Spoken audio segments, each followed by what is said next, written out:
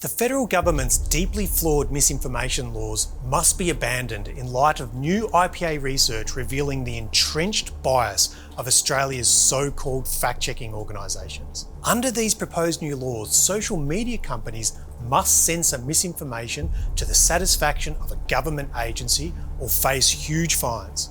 A secret letter from the Communications Minister to the Prime Minister has revealed that fact-checking organisations will enforce the government's new censorship rules. This will give fact-checkers enormous power in determining what mainstream Australians will be allowed to say online. The IPA has analysed 970 fact-checking investigations dating back to January 2019. The research shows that Australia's main fact-checkers are consistently biased and disproportionately target critics of government policy and right-of-centre views. The research found that when the fact-checkers investigated comments made by Australian politicians, 65% of the time their verdicts favoured the political left. This is a huge 2-to-1 disparity. We also analysed how the fact-checkers approach policy debates like the responses to the COVID-19 pandemic and climate change policy. An overwhelming 94% of the fact-checking investigations about COVID-19 targeted critics of the official response to the pandemic.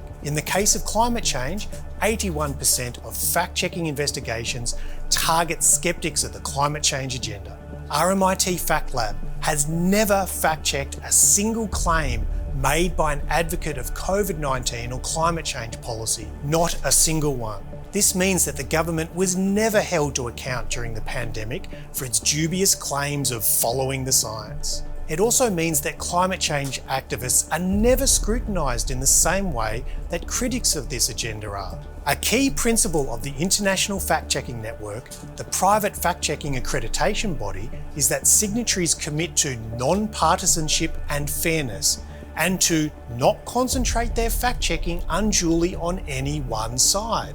Our research proves that this is clearly not the case in Australia. Rather, the fact-checkers are activist organisations pushing their own political agendas. If these organisations are empowered to define what constitutes misinformation, they will only censor critics of official government policies and the centre-right. The government's proposed misinformation and disinformation laws are the single biggest attack on freedom of speech in Australia's peacetime history and have no place in a liberal democracy like Australia.